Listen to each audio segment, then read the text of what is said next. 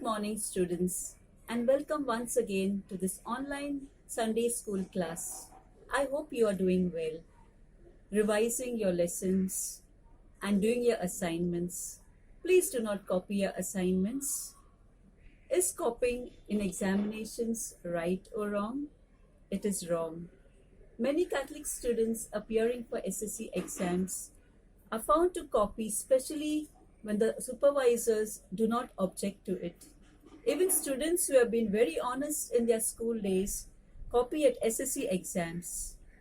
How do you justify your actions, students? This is what we mean by compromising our faith. It means that even when we know what our faith teaches us to be right or wrong, yet we are willing to make excuses and do the wrong thing. Now, let us reflect on a well-known prophet in exile, Daniel, by whom we are inspired not to be compromisers, but to stand firm for our Catholic faith. Let's get ready with our books and pens. The book of Daniel. The story is set right after Babylon's first attack on Jerusalem, and they had plundered the city and its temple and taken a wave of Israelites into exile. Among them were 4 men from the royal family of David: Daniel, who's later named Belteshazzar, and his 3 friends who you probably know by their Babylonian names, Shadrach, Meshach, and Abednego. This book tells of their struggles to maintain hope in the land of their conquerors. The book's design seems pretty simple at first. Chapters 1 through 6 contain stories about Daniel and his friends in Babylon, while chapters 7 through 12 contain the visions of Daniel about the future. But this 2-part shape is made even more interesting by another design feature, and that's the book's language. It begins in Hebrew, the language of the Israelites, but chapters 2 through 7 are written in Aramaic, a cousin language to Hebrew spoken widely among the ancient empires. But then in chapters 8 through 12, it goes back to Hebrew. This design shows how chapters 2 through 7 are a coherent section, but it also highlights the importance of chapters 2 and 7 for understanding the later chapters of the book. Let's just dive in. Chapter 1 introduces the basic tension of the first half of the book. Daniel and his friends, they're really wise and capable, and they're recruited to serve in the royal palace of Babylon. But they're pressured to give up their Jewish identity by living and eating like Babylonians and violating the Jewish food laws found in the Torah. So they refuse, and they choose faithfulness to the Torah, and it puts them in danger. But God delivers them, and they end up being elevated by the king of Babylon. After this begins the Aramaic section, which you'll see has this really cool symmetrical design. So first, the king of Babylon has a dream that, it turns out, only Daniel is able to interpret. It's about a huge statue made of 4 types of metal, and it symbolizes a sequence of kingdoms, and the head is Babylon. But then a huge rock comes flying in, and it shatters the statue, and it becomes this huge mountain. Now, this dream is the first of many symbolic visions in the book, and this one introduces the basic storyline of them all.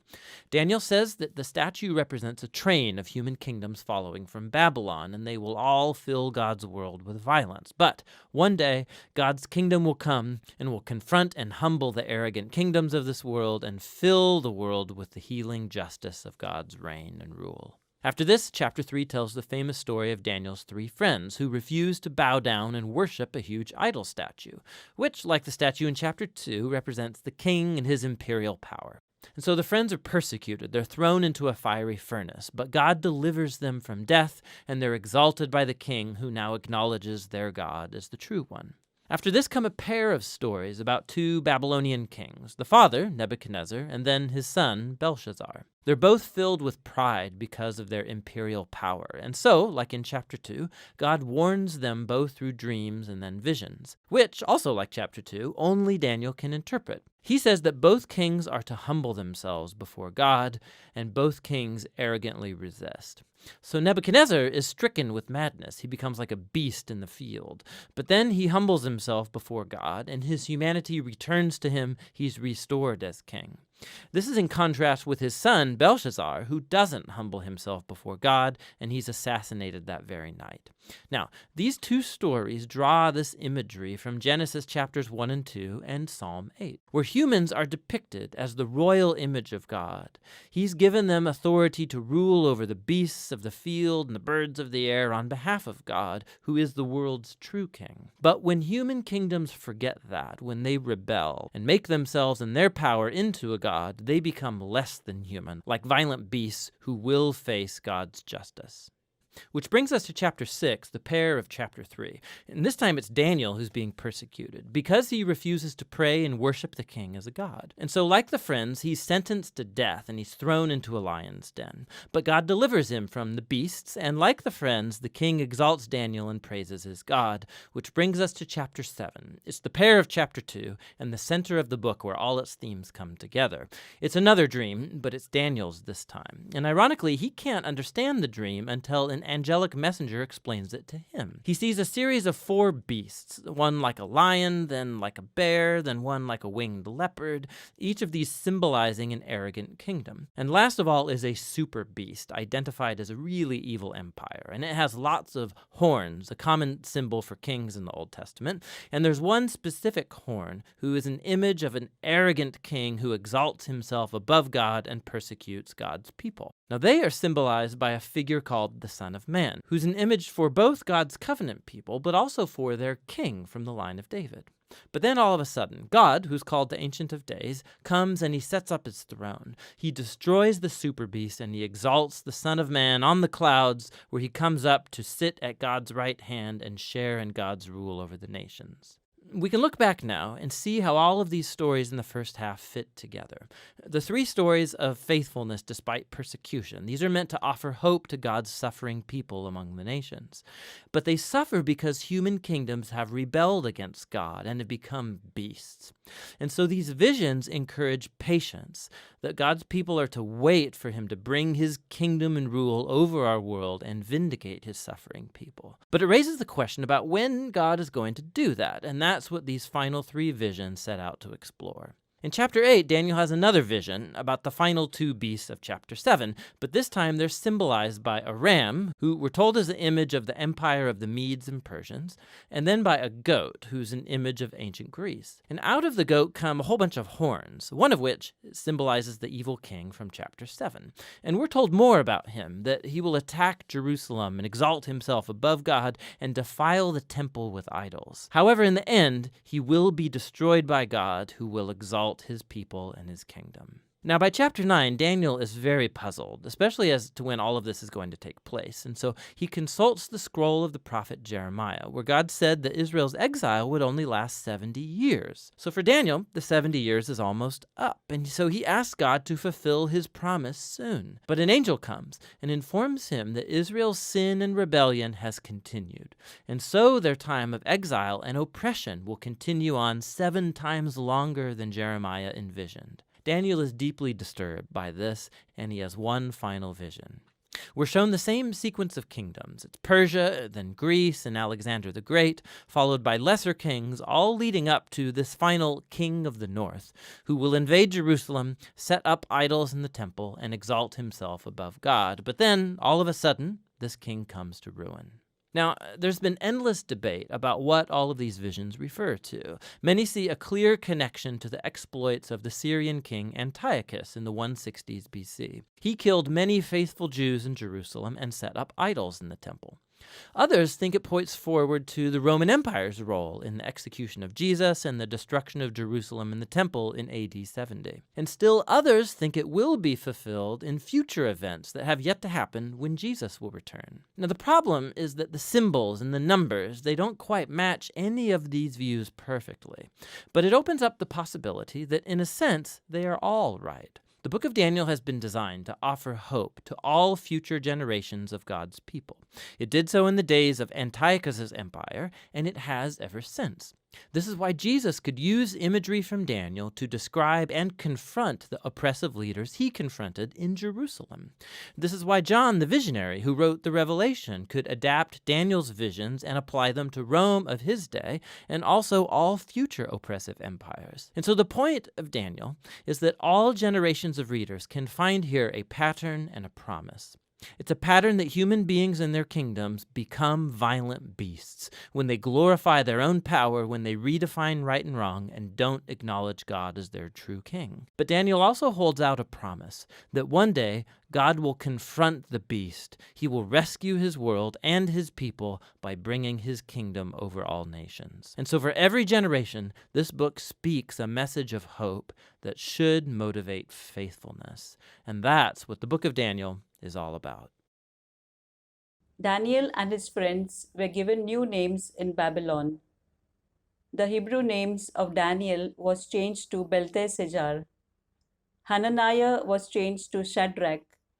Mishael was changed to Meshach, and Azariah to Abednego.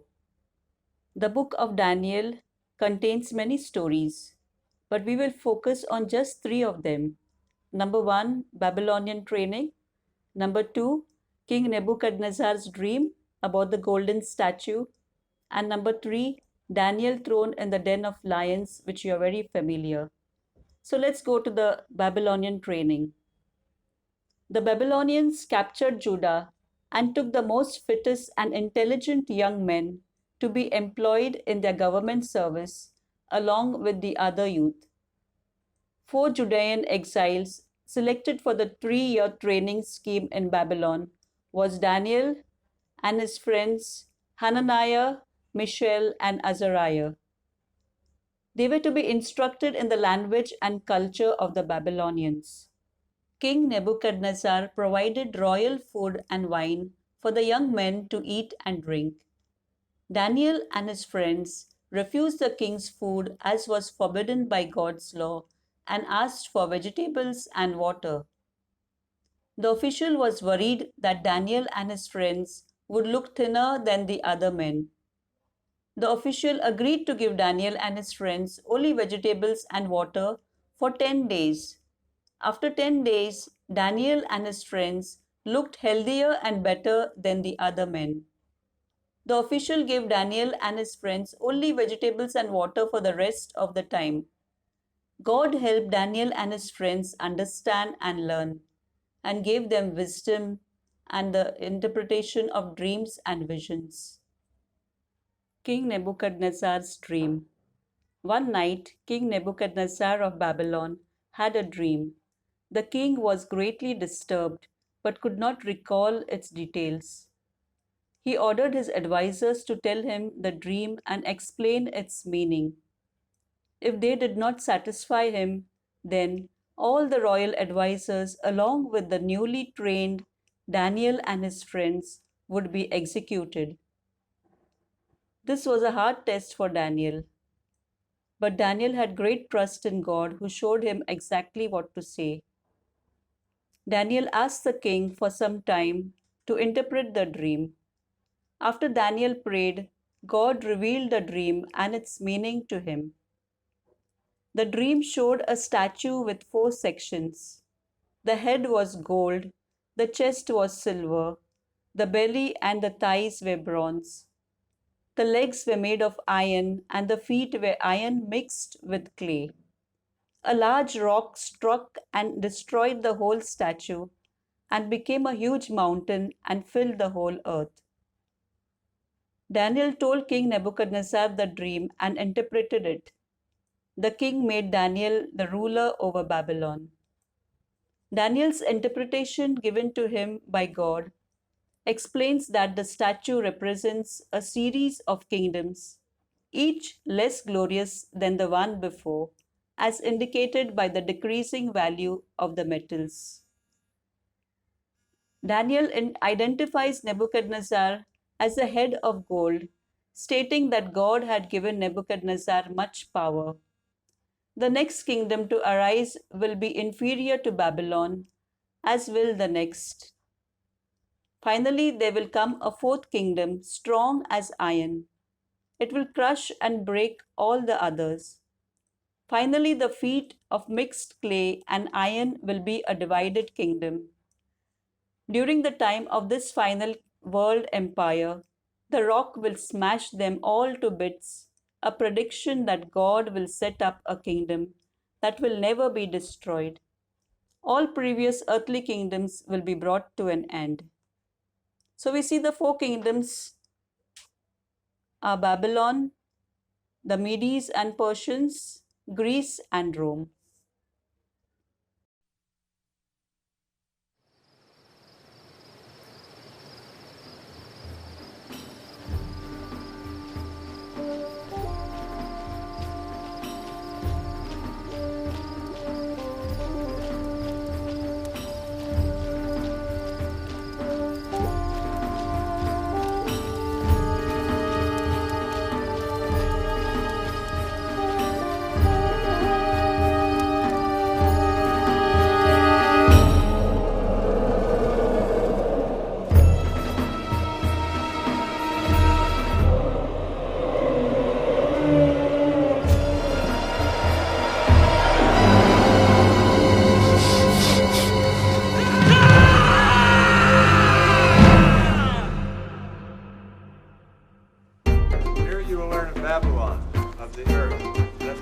And the king spake unto Ashpenaz that he should bring certain of the children of Israel and of the king's seed, children in whom was no blemish, but well favored, and skillful in all wisdom and understanding science, and whom they might teach the learning and the tongue of the Chaldeans.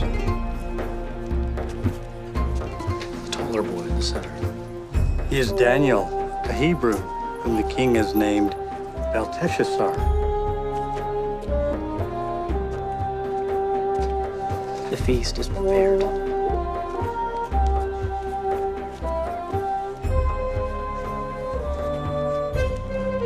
And the king appointed them a daily provision of the king's meat, and of the wine which he drank, so nourishing them 3 years, that at the end thereof they might stand before the king. Hail and highest honor to King Nebuchadnezzar. Hail, Nebuchadnezzar! From this time forth shall the king's own meat and wine feed the wisest of the wise, the future of Babylon. Come, eat.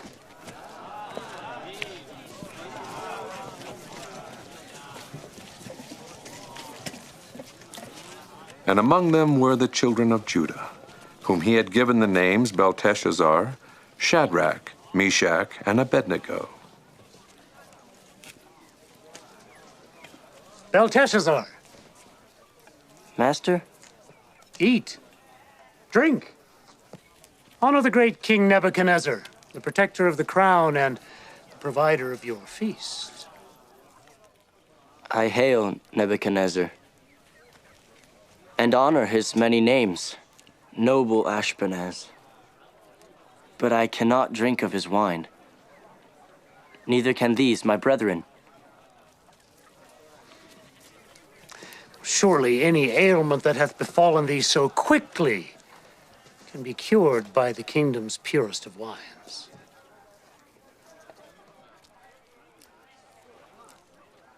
I have taken an oath upon me, a covenant of my forefathers.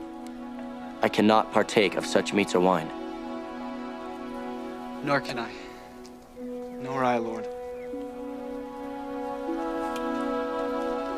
The house of Judah is no more. There is no covenant. Only the power of Nimrod and the glory of Bel.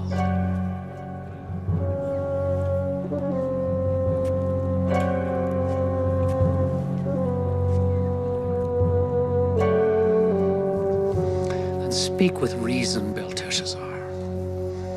For I fear my lord the king, who hath appointed your meat and your drink.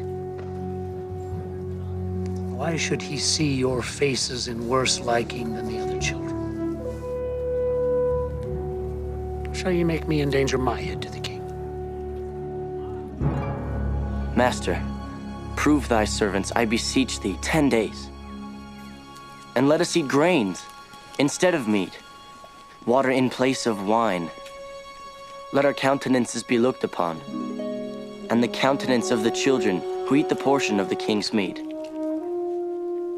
And as thou seest, deal with thy servants.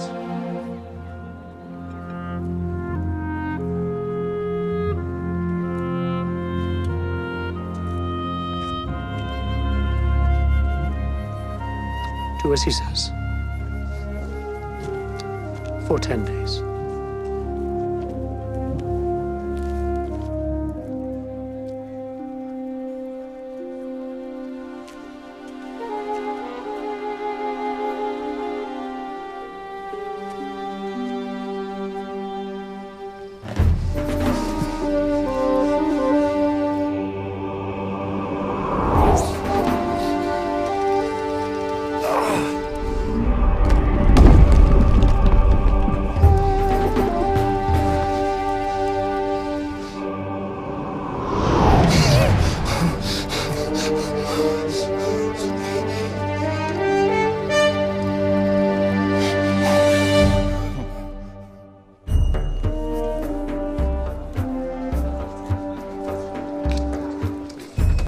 And at the end of 10 days their countenances appeared fairer than all the children which did eat the portion of the king's meat.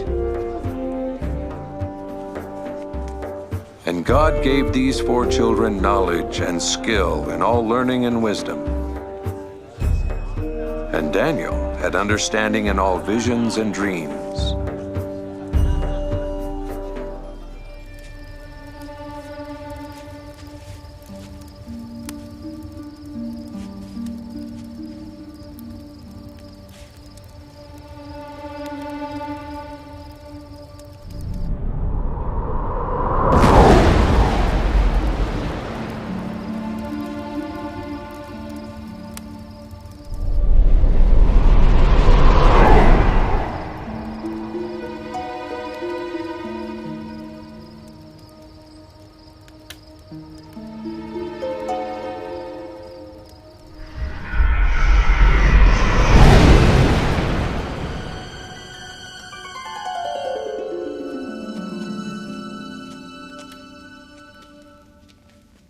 I've dreamed a dream. My spirit is troubled to know the dream.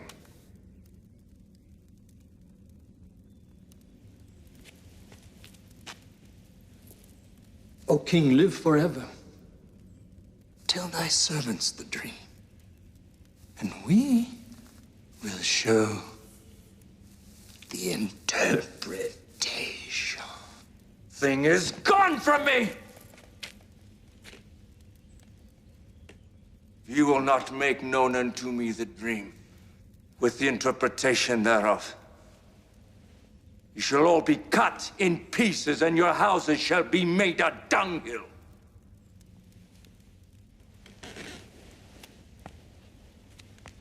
But if you show me the dream and the interpretation thereof, you shall receive of me gifts and rewards, and great honor.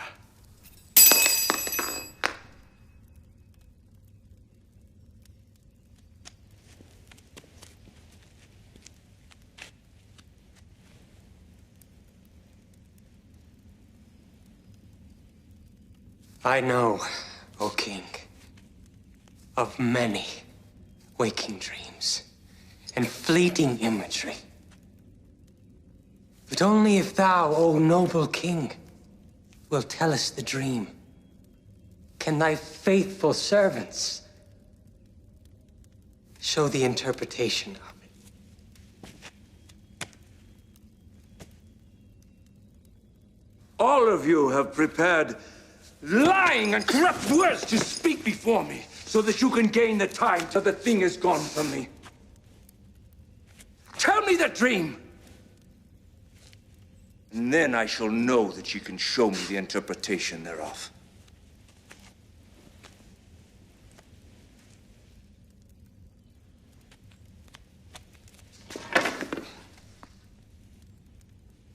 There is not a man alive that can show thy matter.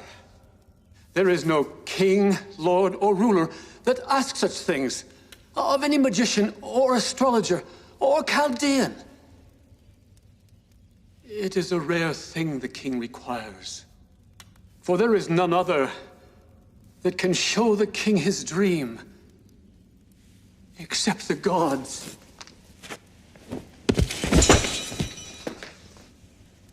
Out! Out!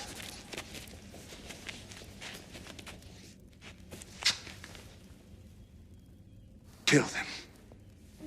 Kill them all.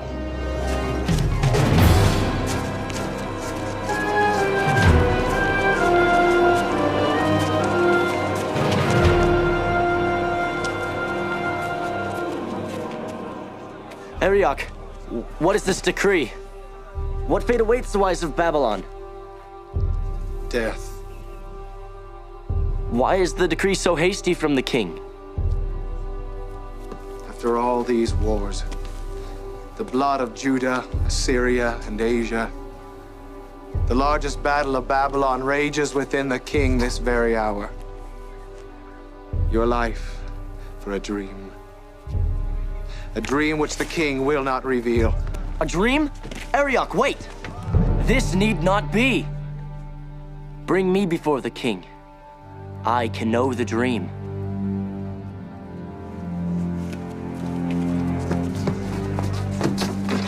Kneel.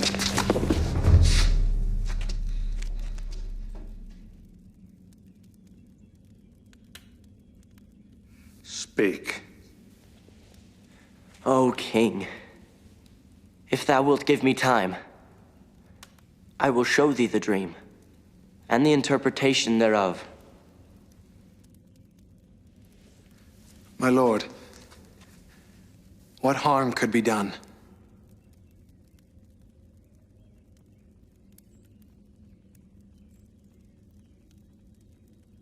One day.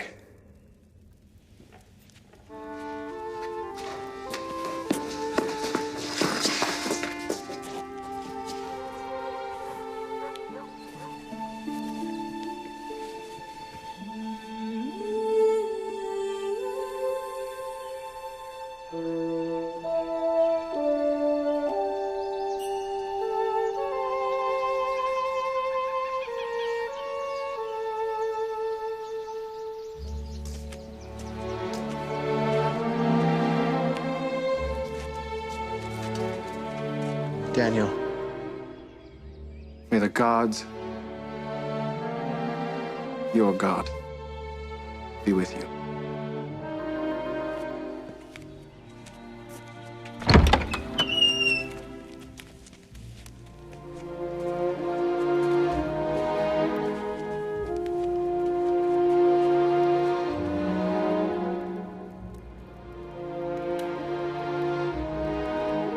Belteshazzar, wisest among the young.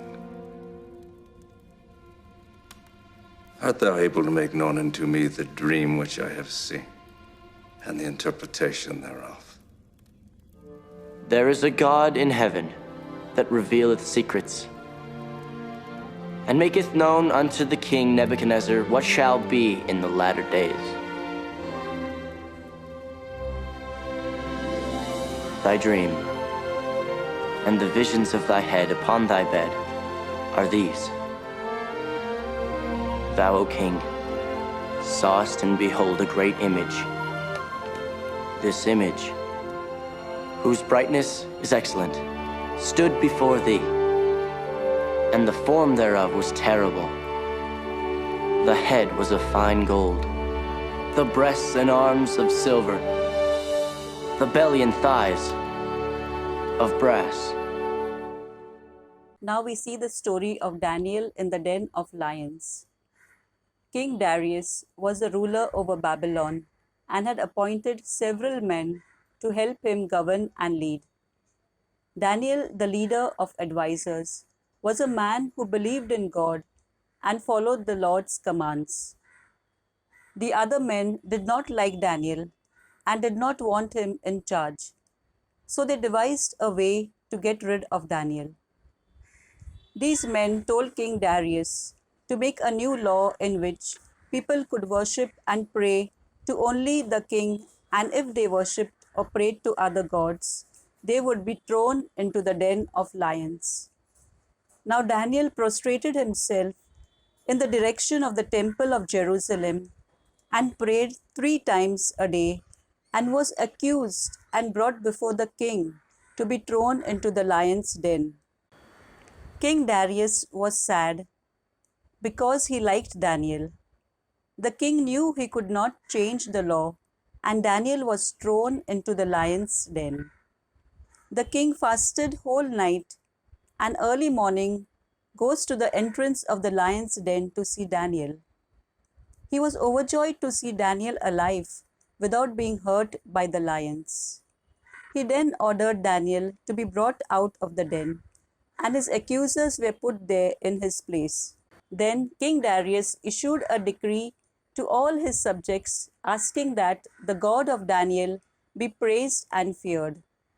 This evidence of God's power influenced the Persian king to send the Judean exiles back home. The story encourages the afflicted people in exile by showing them that God is in control of history and that, like Daniel, it is possible to resist temptation and remain faithful to Him. We too in our day are thus inspired to resist being unfaithful to God, despite the strong forces in our lives tempting us to do so.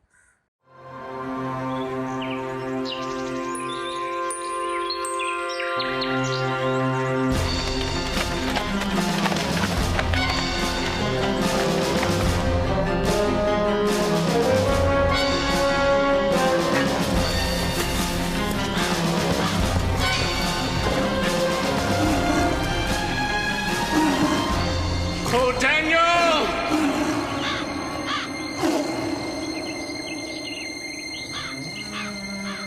Servant of the living God, is thy God, whom thou servest continually, able to deliver thee from the den of lions?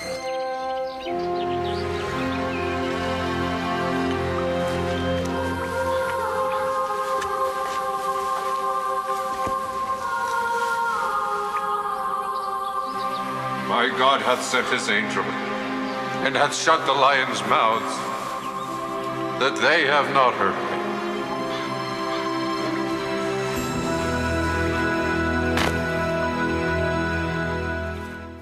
Daniel was certainly a man of principles, who had the courage of his convictions.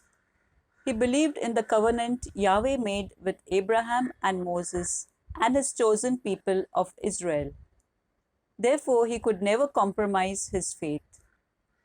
Let's recall the scene, students, of Daniel being brought and cast into the den of lions. The king challenges the God of Daniel to deliver his servant from the mouth of those hungry and ferocious lions. The king fasts the whole night and does not sleep. At the break of day, the king hastens to the den.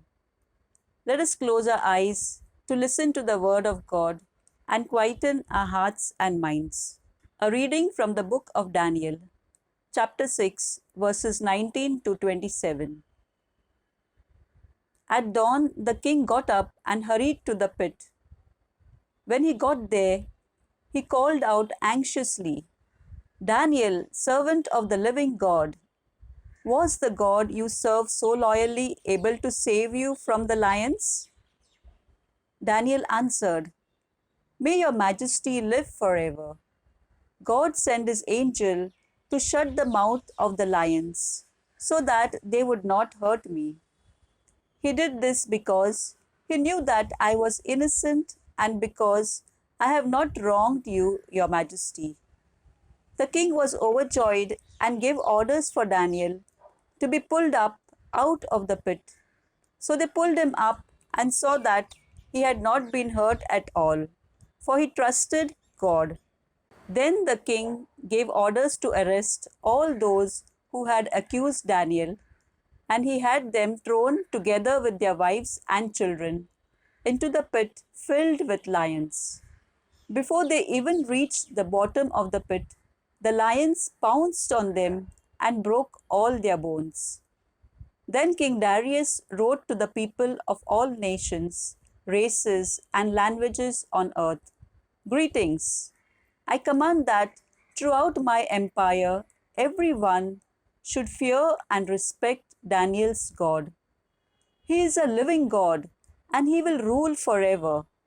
His kingdom will never be destroyed, and his power will never come to an end. He saves and rescues. He performs wonders and miracles in heaven and on earth. He saved Daniel from being killed by the lions. The word of the Lord. Thanks be to God. Let us explore the text of what we have just read. How was the king affected by Daniel's safety in the den? The king was overjoyed seeing Daniel saved and protected by the God of Israel, and was convinced that this God was the true living God who ought to be praised and adored throughout his empire. What exactly in the person of Daniel could inspire us to remain loyal to our faith? It was Daniel's relationship and trust in God, which in turn inspires us to have a deep relationship with God and be faithful to Him in times of temptations. Do we meet with situations which tempt us to compromise our faith? Certainly. There are times when we as students face challenges like peer pressure, trying to please our friends rather than staying faithful to our gospel values. Let us pray. Heavenly Father, we come before you, a mighty and loving God, who cares for us and have given us this great lesson of Daniel, who was faithful to you even in times of great problems. During this time of the pandemic, we ask you to keep us safe and sound and give us your grace always to remain faithful to you. Amen. Lessons from the book of Daniel. From Daniel, we learn the following lessons. To not compromise. Daniel was not willing to compromise his standards. He resolved that he would not defile himself with the king's food or wine, since the Jews considered certain foods to be unclean as per the law. We are called to stand for our gospel values. Be it in the way we dress or speak, our lives should reflect the character of God. Second lesson is to trust God. Daniel was given the gift of dreams and visions to interpret them according to God's plan. Daniel prayed and trusted God to reveal to him the dream of King Nebuchadnezzar and its meaning, and God rewarded him. God has also blessed us with his gifts. Let us use these gifts at home, like helping, singing, reading in the church, etc., for God's greater glory. The third lesson we learned from the book of Daniel is be committed to prayer. Daniel prayed to God 3 times a day. Are we ready to spend time with God at least once a day? Make God the center of your life. Nothing was more important to Daniel than God. We can learn from Daniel to give God the first place in our lives. He is in control of our lives and wants to guide and direct our plans. He is the sovereign Lord above all his creation. Activity for students. Students, you have some questions to be answered. The first question is, state the Babylonian names of Daniel and his friends. Name the king who had a bad dream. Which story in this lesson you liked? Explain it in your own words. What lesson did you learn from the book of Daniel? We will review all the prophets we have learnt in these 2 videos, one in the northern kingdom and the other in the southern kingdom.